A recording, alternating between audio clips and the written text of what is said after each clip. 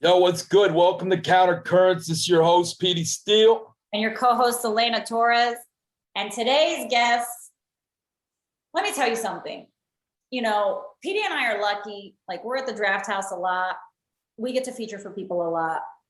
So I see a lot of comics. I open for a lot of comics. And your next guest, I opened for this comic a couple weeks ago.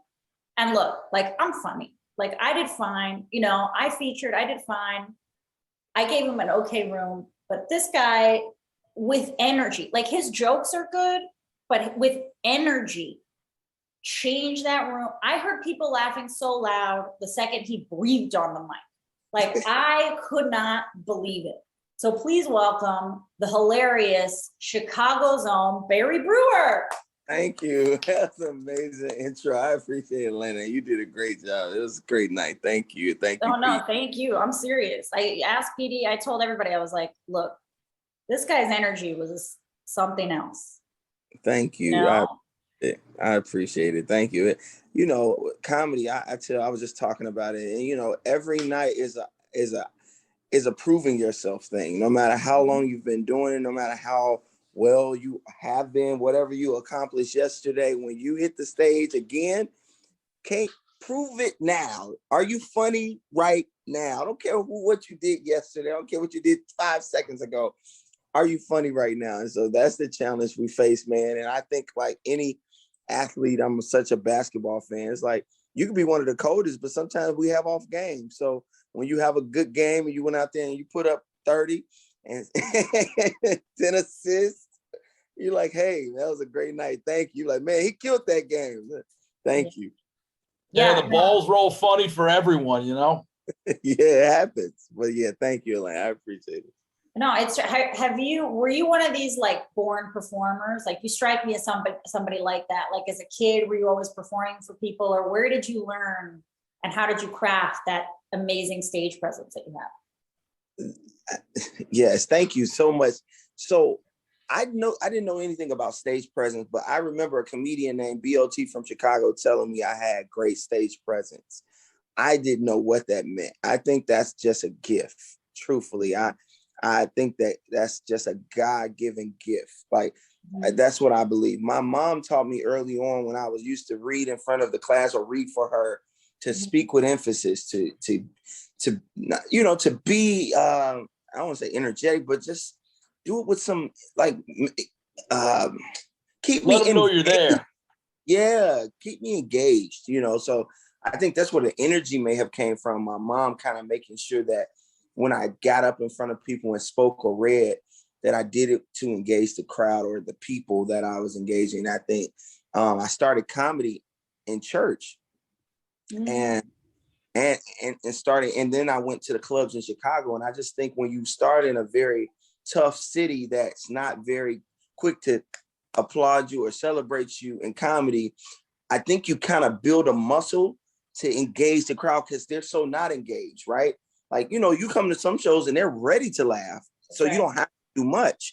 But then, you know, if you come up in a city where you had to pull teeth for laughter, I think that builds the muscle too, to learn how to be funny, learn to stay. Like, it's just a muscle you develop over time. So I think that all of those things probably played a part in my presence today as a stand-up. So thank you for that. But I think most of it is God too, because I've seen some people work at it and it's not as easy for them, I'll say. Yeah. That's right. So I've never met, Petey, I don't know about you, but I've never met a comic who started comedy in church. Like, what do you mean by that? Like, you were doing jokes at church? Like, how does that work? Yes, I did my first set in a church. It was a gospel concert. So I'm a musician. I grew up in church playing, like, so I would be in the hood from Monday to Friday. Then my grandparents would come get me after school. My granddad specifically would come get me after school. He would keep me to Sunday evening. So I always say I had the best of both worlds. I learned how to fight and pray. Like, I say that often. So I hood all week in the hood, and then in church on the weekend. My sister's laughing. So I was funny. I was playing the instruments. I was playing the drums for this community choir, and they had a concert. And the guy was one of the other performers. There was a lot of young people. It's kind of like a young vibe type of church. So this is not old school church. These are a lot of young people. So it was that energy. So, they're a lot more progressive as it relates to the things that they allow at the church. Mm-hmm. So this guy's like, man, you're funny. You should do some jokes at the thing. And I had already kind of thought about it, but I'm like, I don't know. I've been a fan of comedy, but I'm like, I don't even know where to start. The guy was like, yeah, you should do some jokes. I was like, okay, I'm gonna try it. He was like, yeah, let's do it. So I put together a little set in between the choir singing and the offering. They take the offering like in the middle of service. I went up either after offering, I think. It's kind of when the energy is just chill. And I got a standing ovation my first time. Wow. Got a standing ovation. And let me say this, Black church is hard to, whether you singing, you could be singing for Jesus, they still ain't gonna give it to you. Like, like they don't care. They don't care for Jesus. Like, you suck, bro. Like, go sit down. Yeah. No, let me say that's 100% true. As growing up in DC since age 14 and having gone to my share of Black churches. Yes. I'm not even religious, but having a lot of friends and coworkers in them and things like that. I mean, the way they cut and jolt and everything on each other for any kind of like, well, the way you dress in church, your hairline, your this, everything. That, or whatever. Even the sermons, like they're not always the traditional like holiness thing. Like I got a guy that I work with, and he was telling me about the New Year's 2020 sermon he went to, and like the preacher steps up and he's like, the word this year is better. We got to do better this year. And then his first admonition is the hoes better stop hoeing. And I was like, God damn, he took it there. Like that's the first thing he went to. And I was like, wow, that's where I want to attend. Oh, that's the only stop hoeing. You know what I mean? Oh, yeah. That's some honesty. That's what I like, That is hilarious. That is definitely, that sounds very familiar. Hilarious. But no, it's a standard, like far as talent, and they really they're honest, which is great because it helps you as a stand-up that, if it's good, it's good. If it's not, it's not. And it makes you go back to the drawing board. So that's what happened. It was a concert I got, and at that moment I was like, hey man, this is what I want to do the rest of my life. And it wasn't as many opportunities in the church. So I started going to the comedy clubs, right? Getting on stage and hitting the clubs and getting stronger. Right. And the scene in Chicago is pretty strong, right? Oh, yes. Yes. And we don't have a lot of comedy clubs for the urban. Like I never really hit any of the main clubs, like the Improv is in Schaumburg, is in a really, nice neighborhood, which I wasn't familiar with. So a lot of the rooms when I was coming up was just rooms, like little lounge bars that they were just throwing comedy shows. They had a mic and a little stage and people drinking, and you get up and you work your set. So it was pretty much a night, every other night, somewhere to go here. So a lot of, Damon Williams, who's a really popular comedian here in Chicago that tours everywhere, used to be on the road with Bernie Mac. Corey Holcomb, right? Corey Holcomb, Dion Cole, Leon Rogers, Marlon Mitchell, a lot of them, so I used to hit the clubs with Little Real. Me and him was around the same time, hitting the clubs all the time. So that was one of somebody, he came in the game maybe a year before me, a year or two. And so we hitting the clubs all the time together, and then 2004, I moved to Los Angeles. Oh, okay. And Tiffany Haddish is one of my classmates. I always consider Tiffany and Lil Rel like we're all classmates because we all were on the shows together. We did this comedy competition called Who's Got Jokes that premiered on this show called it's Bill Bellamy's Who's Got Jokes that was on TV One in 2006. Wow. We were on this show together. So, obviously their career, my career is in different places, but not for long. Trust me, not for long. Thank you. You've been at it a long time, 2004, but it dates back before then. So when did you start officially around? 02 I started. 02. Wow. That performance I spoke about at the church. Yeah. Hit the ground running. Oh, I need to get on stage. So I was how we start when we first get the bug. I'm sure we all have it. you trying to find whatever anybody let you on stage, you want it. It's true. Yep. Am I right? I told Yeah. And I got to rechange my spark plugs every now and again, because I'll lose it for a little bit. And then it'll never be like it was the first couple years in terms of like, I'll do anything for anybody here, there, bam, and all that. Exactly. But maybe it needs to be that because, I've sort of hit kind of a little bit of a drought, and I don't know that I can afford to be as picky as once upon a time, It's a weird evolution. Yes, no, I think I've hit that place a few times. And if I can give you a piece of encouragement, is just to, even if you don't feel like it, man, let's just get out there. Just go to a show and you're going to start feeling inspired. You know what I mean? Because when somebody get up on stage and kill, you kind of like, all right, yeah, I want to. It's like an itch that starts back. You know what I mean? Coming back. Because I felt like that too, because I've been doing it 20 years at this point. Going on 20 years in January, and it's a journey. It's a journey, but it's like I had to say I want to get okay. So now I've been doing it. So now what's like? It's kind of like you got to keep setting goals, right? And if you don't have a goal, I think that's where you can really die out. And people are kind of like, I kind of hung it up, or I do it every once in a while if I get a gig or if somebody calls me.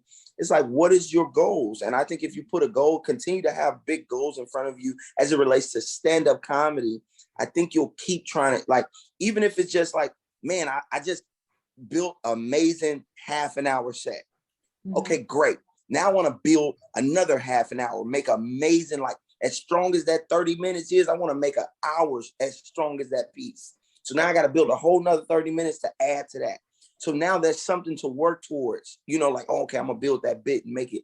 So now you're working something, you know what I mean? Like there's a goal in mind, I think that. So I did an hour special, Chicago I'm Home on Amazon Prime. That's a shameless shout out. And my first hour special. So now my goal is, and what's motivating me is like, can you top it? Yeah. I really feel like I did well. I'm like, that it was better than I could have expected. So I'm like, can you build another hour strong? So now that's my motivation. So when you see me on stage, Elena, and whatever credits they think I got, I'm like, no, I'm up here to really, I'm trying to accomplish something else. So I think that's where the motivation comes from. Right. Yeah. I always think about that with after releasing a special. It's like, okay, you kind of have to like throw all that out. Gone. Right. And you're like starting from the beginning. So is there ever a moment, what do you do, I guess, when you're on stage? Because this just happened to me at a new joke show, right? Where I was on a new joke show and they told me write 7 minutes of new jokes, right? To do the show. So I wrote 7 new minutes. And like, I went to some open mics before, it was in New York. I was like, okay, I wrote my 7 minutes. I got all new shit that I've only done one other time. And then I get there and they're like, you got 10 minutes. And I'm like, well, I wrote 7 minutes of new shit. It's only 3 little minutes, but as a goal for myself, I didn't want to do anything old. Like, this is what I want to do. Right. This is not what I want to do. So I'm sure, like, what do you do if there's like a moment on stage, like where you're working out new shit and people aren't laughing? Do you go to the stuff that's from your special, or do you just like use energy or crowd work? Like, what do you do in that, like, that comedian panic moment? Yes, I do know. When I'm working out a new joke that's not hitting like I want to, because I've just had that moment maybe a few months ago, to be honest with you, about a joke. And I've done 2 different things. At that one moment, the first time I did, I just dug a little bit more into that. I just started talking about it more. It wasn't about the funny no more. I was like, let me talk about this premise. It was about my son. And see if it's something there that I haven't necessarily wrote. Because I'll tell you this, some gems are going to come on stage that's not going to come as you sitting there. Yeah. So even though the laugh ain't come right when you thought that punch was going to be, don't let up so quick, because there might be something a little deeper that you would have found some gold later on. And I'm like, the thing you don't think is funny that you say, that's it. That's the punch. So maybe that's the punchline. Maybe you get what I'm saying? Yeah. So I stay in it a little longer. And I understand that even if I don't win, because that's the thing you're saying too. Am I up here to win the crowd, or am I up here to develop new material? You can't do both if it's new, because if it's not hitting, like I said, you're going to abort ship and go to what you know. Right. But that's not helping you grow new material. That's right. So what I've learned to do, because if you're in New York or you're in LA, you do have an opportunity and an obligation to understand that there's industry out in those crowds all day, every day. So you don't want to take a chance to bomb. So what I've learned to do, if I'm in that situation, I put my new material in the middle. Yeah. So I'll have an opening bit, boom. Now I work on my new material in a bit, and then I'll do something I know can close that can still let people know, hey, I'm funny. So maybe that's the thing. But sometimes if it's just up there working new material, it's gonna be that. I'm sorry. Like, it's just that's just the process. And I think don't abort. I would encourage you not to abort and to maybe try to talk more about that premise and that concept of something you didn't write, just to see if there's something else there. And even sometimes it's like, yeah, when I wrote it, it seemed like it would be much funnier than y'all giving me, but that's cool. Right. You know, sometimes just the honesty even makes people laugh too, right? Because it's like, I'm sure you that moment. So that's what I do. I just kind of just do say sometimes you got to get beyond the laugh. Yeah. Like, I know I'm up here to make you laugh, but if I'm really trying to work on something, especially when you start talking about jokes and creating jokes from your personal experience and how that translates to the world, it's like it's a back and forth trying to make it, make sense. Totally. That's smart. And then I wanted to ask you, so you went to LA in 2004, but you're in Chicago now, right? I'm between LA and Chicago. You are? Oh, yes, my son is here. So I'm here. Yes, I still am in LA, but yes, I'm here in Chicago a whole lot. I'm pretty much in both places. Right. Everybody. I think that's cool because Petey and I talk a lot about we're in DC, right? So we talk a lot about like where to base yourself as a comic, especially now like things have changed. Like we're lucky, like the scene here is really good. We're close to New York, so you can go back and forth. But how have you managed that part of it? Just the geography. Yeah, I recently I would come back once a month to Chicago to be with my son. So I really wouldn't do a lot of shows. So recently relocated, been here more during the pandemic. As we're in Chicago a little more. So as it relates to stand-up, like I said, it's about my goal. Like, what am I trying to accomplish? And is there places here? So I try to find, it's a blessing as you start to work. You can go on the road and do an hour and work out new material, right? And get paid to do it. So that's a blessing, right? Right. So that's been my present situation. But because some of the crowds here at those rooms I was telling you I worked in, I can't go there and necessarily work on material because those crowds is not like, I need an honest crowd to tell me, you know what I mean? Like they want you to it's like ratchet crowds. You got the ratchet bar crowds that you can't really work on the bit. You got to do crowd work. You got to talk about somebody. You got totally. Yeah, those are not the places I can go and really develop new material. So I don't do those often. I just try to take the shows that I have to work on. And then when I go to LA that month, I go back and forth. I'll try to get, on at the Laugh Factory. I'll try to get on, where I can. And like I said, I'm fortunate to do other shows. Like I did a church show in New Jersey this weekend. I haven't did a church show in a while, but I was blessed to do a church show. Good money, right? It is good money. And it's an opportunity to work on the material. I'm a clean comic all the time. Right. So it opens up other doors, but that's just who I am. Really? I didn't choose to be that because that's what makes money. But yeah, it's good money. I think that I told my guys, I was like, yeah, you make money a lot quicker as a clean comic. 100%. Big facts. 100%. But at the end of the day, I think comedy is about self-expression, true self-expression. And if that's who you are, that's who you are. And it'll come when it's supposed to come. You know what I'm saying? But yeah, I was saying like using the opportunity at the church show to really work on new material. And I did. Right. And but it was really edgy stuff. Right. Because I was talking about my custody battle with my child's mom. And I didn't treat it like a church show. I treated it like I was at a regular show. So I didn't talk about church that much. I talked about going through with this woman and how I feel. And like, I was like, yeah, I heard somebody killed their child's mom. I was like, I understand. Like, you never think you understand murder until you understand. You're like, get it. Like, I'm not going to do it, but I I understand. Right. So I'm talking about this type of material in church, right? And you wouldn't think that would be too well received, right? But I've developed a comfortability in just understanding honesty and being truthful about, you know, like trying to work on material. And I got up there and what you were just saying early on, it wasn't really hitting like the first few minutes because I was already on.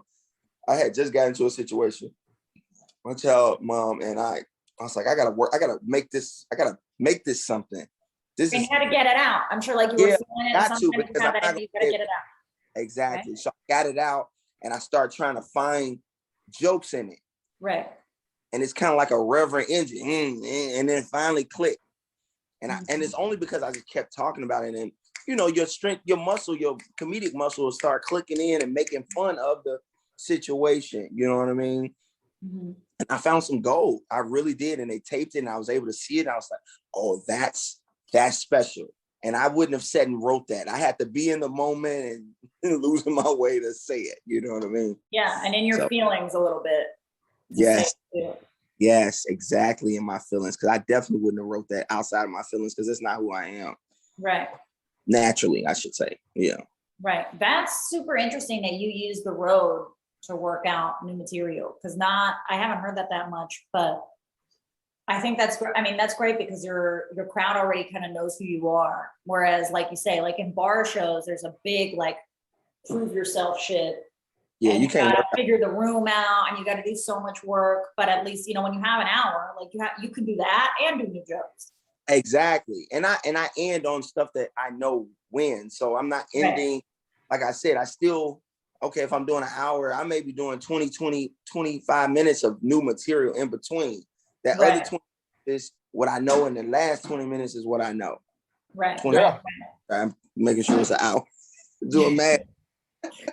Yeah, well, you know, Gary Goldman was saying something to that effect in all those tweets he had about how to write better in 2019. He would do like a tweet a day. And he was saying how, you know, even a club weekend, if you're a feature, you should use a little of that time to try some new stuff out and see how a big crowd looks like. It's not just like a paid vacation where you spin the hits and stay in a hotel. And I used some of that time. I was freaked at first, but I just said, you know what, I'm going to do this. And then the next day, I went back with the notebook and went back and erased and revised some words and did some things and took a little something away from it. I mean, I didn't hit all of them, but, you know. But you gained something, though. Yeah. Yeah. And what other opportunity are you going to really have to do that, right? Because in New York and in LA, you're not really getting an opportunity to do an hour unless you big time. You know what I mean? Right. So if you do get a headlining opportunity, what better place to do it than that? Yeah. Right? Especially if you're doing a weekend. Oh man, you come back, you know, it's 2 shows Friday, 2 shows Saturday, usually. Oh man, that was cool. Okay, maybe I'll tweak that. Okay, now I go right back and do it. See how that works. Oh man, then I can do it Saturday, first shows. You know what I'm saying? Yeah. By the weekend, by Monday, you should have a new bit. Yeah. At least some degree that you feel like got some life in it. You know what I mean? Yes, indeed. Yes, indeed. Yeah. Well, Barry, so you and Elena are both parents. Should I have a kid so I can get some new material or what? Having kids will definitely give you material. I wouldn't encourage it just for that reason because there's so many other things you'll get with it, like stress. Custody battles, custody issues. And no, I hope you used to be with the mom, but no, man, kids are a blessing, man. I truly think kids are another opportunity to give something back to the world outside of what you do on the earth. But it is truly a job. It is work. It is attention. Trying to balance, Elena, I'm sure as a mother, is a whole nother level of responsibility. I think because, you know, and I'm very hands-on. I am, I would say even more than his mom. I'm sure she would disagree, but I'm more hands-on than she is as it relates to my son. He's 11 now, but early on, I would say she was, but should I have kids? That was the question. I'm just one. Do you want kids? No. Why not? You don't want to see a little you running around? No, at one point in time, my ego was that big. Then I did comedy for 10 years and it's been deflated so much from like, I don't necessarily need to have a legacy, beyond this. Maybe it's best if the buck stops here. But if it could inflate my ego in terms of comedy, hey, I'm just workshopping here, Barry, for God's sakes. I hope that's a bit. What you just said is brilliant. Oh, thanks. You like you're making like I'm such a bad person. I'm gonna do a world favor and stop it here. Like, what? That's hilarious. No, but I always encourage people to have kids because I just think that it gives you even more meaning to life. And every kid is different, right? What you see your sister going through or your brother going through or your friend going through, that might not be your experience, because every kid is different, right? Like, and that's what I'm seeing. And Elena, how many kids do you have? I've just got one. One, same here. Yeah. And I've learned with parents with multiple kids even have different experiences. Yeah. Like no kid is like the other. It can be a totally different journey from what I hear from one kid to the other. And let me say this, Pete, seeing a little person grow into this personality, it is an experience that I think you would appreciate. Not now, especially if you're on the go and you like to just move and stuff. But when you see that process, I think I've heard a lot of people not want kids and had them like, oh, like, I don't really want it. And in that moment, I think they're like, wow, like seeing this, like they couldn't have planned for that, and that they would feel so happy to have experienced this being growing into its own personality. It's a little person that you're help molding as they get older. So I like it, but everybody's different. So I'm hoping to see a little Pete running around someday. Yeah. The thing is though, like Barry, tell me if you agree, is like, you don't know what you don't know. Right. Like I was conflicted about having kids before, and I got, oh, there you are. I'm gonna go off quick, okay? Is that okay? Or is this being recorded visually? This is recorded. Oh, this is visually. Yeah. Okay, I use the restroom. I've been trying to hold it. Can you, I want to go Pete. Can I go real quick? Go Pete. Yeah. We'll fill the time. Okay, yeah. Elena, don't forget, I want to hear what you have to say. I have to Okay, go Pete. All right, I'll be right back. Yeah.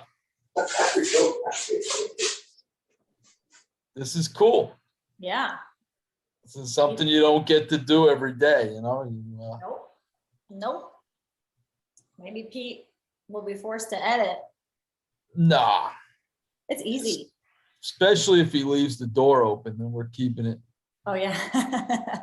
In that case, this becomes a very different kind of podcast. Yeah. Is our audio even that good? On this? I guess we could pick up piss from a room away with an open door. I actually have a really good microphone sitting right next to me. Look, this is visual. Look, I bought a really nice podcast microphone on Amazon, and I just haven't set it up yet. Oh, I think because of the background. Yeah. Oh, okay. Nice. It's one of these. Yeah, Pete hooked up this ring light. I love this thing. Isn't it nice? It's great. I got two. Yeah. I think it definitely is the wave. I was like, I could see my face and not as bad as I thought it was going to look. Yeah. Yeah, it's a game changer. Yeah, the next stage is you get another one. You get one on both sides and like everything's perfectly lit. Green screen Change is the my colors. Next. Yeah.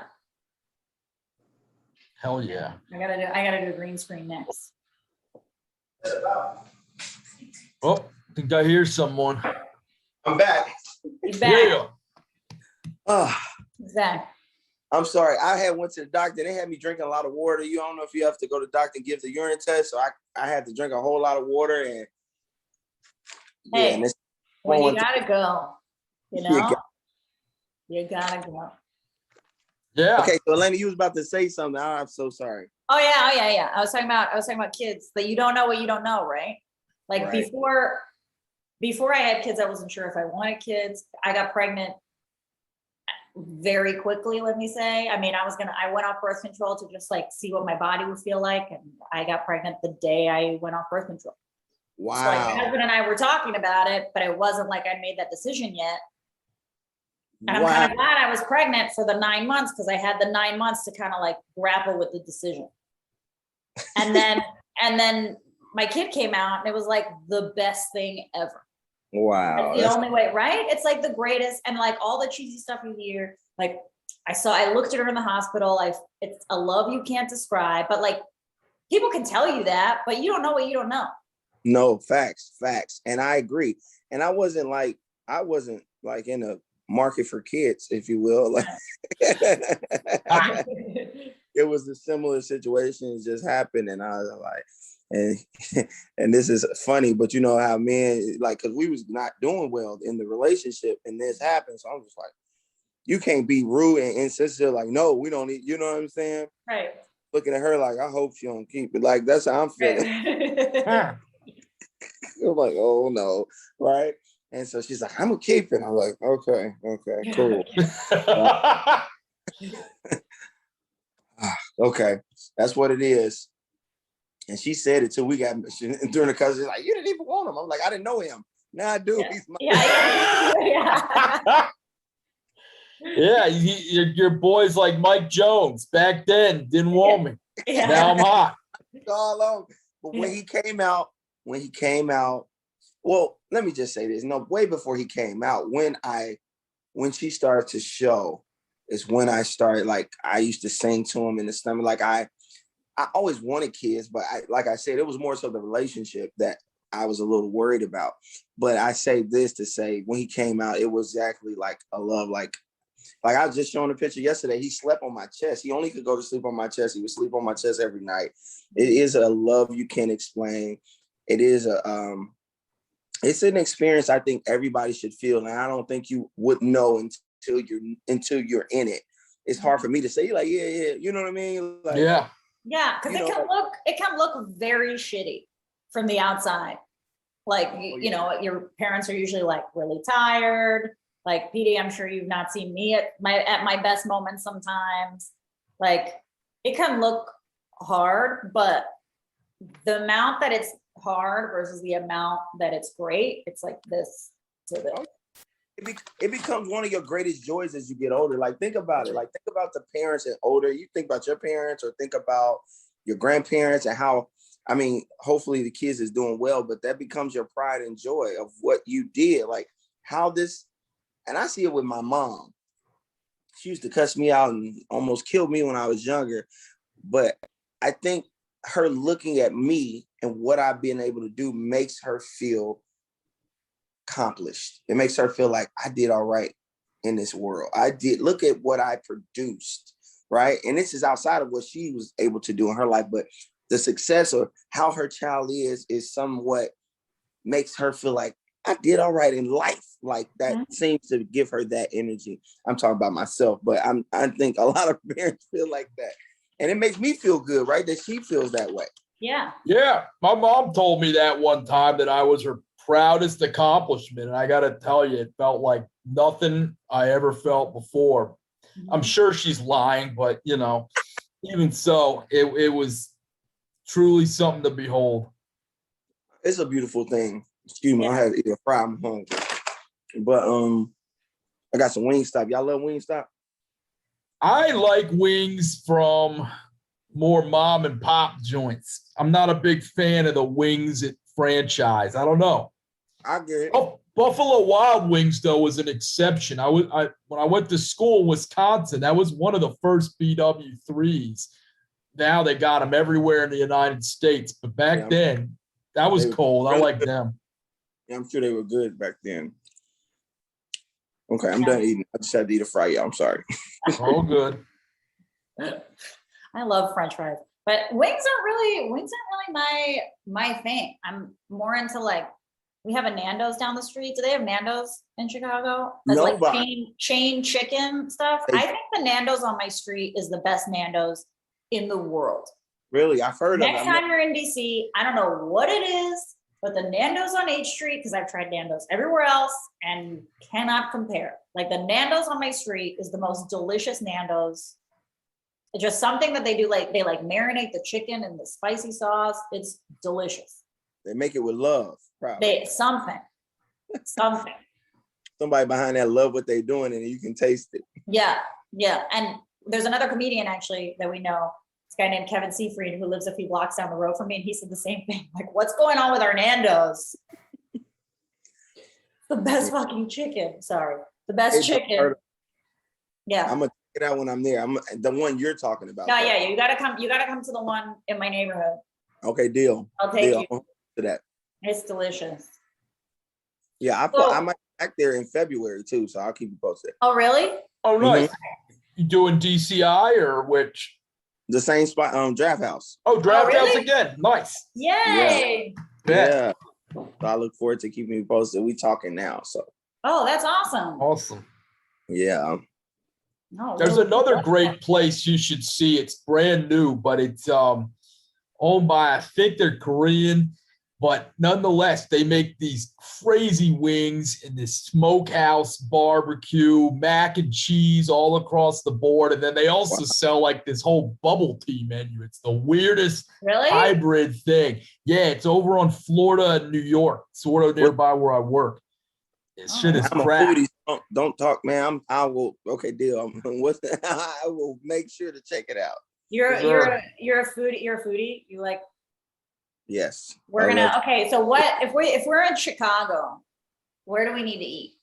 Oh my God, so many places. So first of all, and this is preference. I don't encourage people to get the deep dish. I know that that's popular, but I don't think you get to really taste how amazing the pizza is because it's a lot. It's a lot to consume in the deep dish. Mm-hmm. I would take you to, and everybody got present. Giordano's is very popular, but I think Home Run Inn is amazing. Home Run Inn, actual. And there's another place in the inner cities, in the urban areas called Italia Fiesta. That's pizza. I then will take you to Harold's Chicken. None of this food is healthy, by the way. Yeah, good. So don't come here looking for health because that's not. No, I'm sure we have a lot of healthy food, but you're asking an African-American man that was born on the south side of Chicago. So when you say, what are we eating? All black food. So back. So do you know the song Heralds by Freddie Gibbs? I don't know it, but I've heard of it. Yeah. He's got a video right in the Heralds in Gary, Indiana. And it's a fantastic song. But yeah, I gotta hit it. I've heard so many good things. When I was out there, I had Portillo's. That was my Portillo's. Yeah, that was cold. I like those sausages. Woo. That's another place I would suggest to get an Italian beef. They have one in LA in Buena Park out by Knott's Berry Farm, but that's a Chicago, and it has a wide menu. But the Italian beef is amazing. Get it dipped in the juice with the flavor of the meat. Oh my guys. Oh, it's amazing. So Portillo's definitely, Harold's Chicken. I would say Home Run Inn. There's a few different pizza places I would suggest because the pizza is different, but it's amazing. What's another place? Do y'all have White Castles there? No. That's strictly mostly New York. If you see any, they might be on the turnpike or the toll roads, and you can buy them in the supermarket, like the microwavable joints. Yeah, that's good. Yeah, I'm not a fan. Yeah, we have a lot of them here, but yeah, okay. Usually that's more of people appreciate it from the West Coast because they don't get that often. What's another restaurant I would suggest? I'm not sure. Oh my God, my favorite breakfast spot is the Original House of Pancakes. Yes. Do y'all have that out there? We got three of them. Right? One in Rockville, one in Bethesda, and then one over in Arlington. Fantastic. Okay. I don't know if it's the exact same one, but it's just a simple breakfast, but it's consistent and it's amazing. And it's my favorite place. I eat there all the time. I'm so faithful. I'm there. I get my bacon and eggs. And I either get the pancakes because they're amazing, but now I've learned that their French toast is amazing. I get it double dipped in the batter because I need it to be fluffy, and I sit there and I have the time of my life every time. Yeah, the chocolate chip ones are fantastic there. Oh my God. Those pancakes and that coffee too is some of the best coffee running and it's around. Consistent, and their bacon is cooked to perfection. I don't know where. I think they got the pigs out back because it's just so fresh. So yeah, those are the places I would suggest. I would have a lot more, but you know, when you come, I would like definitely tell you. I'm just the first things that come on top of my head because I would eat everywhere. Right. Yeah. Yeah. Now I'm hungry. So Me on that too. note, Barry, what do you have coming up that you want to tell the people about? I've been blessed to book a guest starring role on the show SWAT on CBS. Nice. I mean, I'll be on that. I'm on it. And I'll be working on my second stand-up special. So I'll hopefully be filming that. But I put out sketches and content online all the time on my YouTube, which is Barry Brewer Jr. on all platforms. But I'm gonna be dropping a new series that I wrote, what I directed and I star in, called Kelton and Kim. It's about this nerd that's dating this super bad chick. Like imagine Urkel dating Rihanna, right? And their relationship, because people be looking confused at how he got her. And it's just comedic and it's funny. So I did that, and I'll be doing a sketch show called the Barry Sketch Show. That'll be along the lines of like a Mad TV, just putting a lot of my people together in characters and scenarios and putting it online, because that's really the new TV, like for real. That's right. And all that's on YouTube for people to find? Yeah, so y'all on YouTube. Yeah. That's awesome. Facebook, it'll be on both Facebook, my Facebook page, and my YouTube. Barry Brewer Jr. on Facebook. That's awesome. Well, we want to thank Barry for coming on our show today. Barry, where can people find you at social media other than YouTube? Is it Barry Brewer everywhere? Barry Brewer Jr. everywhere. Barry with an A, Brewer, Brewer, Jr. as in Junior, on all platforms. And my website is IamBarryBrewer.com. IamBarryBrewer.com. And thank you all. Thank you, Pete. Thank you, Elena, for having me on. I really appreciate it. Pleasure. Thank you so much for being here with us, and we hope to see you in February. Yes. Deal. Thank you. All right. Bye, everybody. Bye.